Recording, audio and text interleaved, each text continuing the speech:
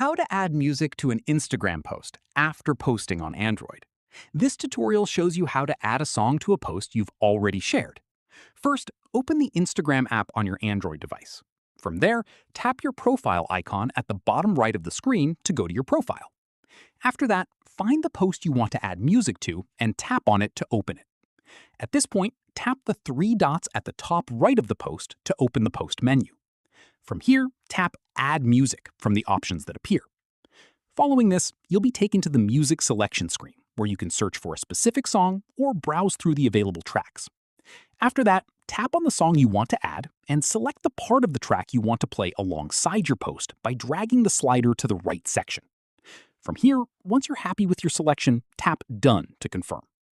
Finally, tap Save, and the music will be added to your post straight away. Anyone who views it will now hear the track playing as they look at your photo. That's how you add music to an Instagram post after posting. If this helped, give it a like, subscribe for more tutorials, and ring the bell so you catch the next one. See you then!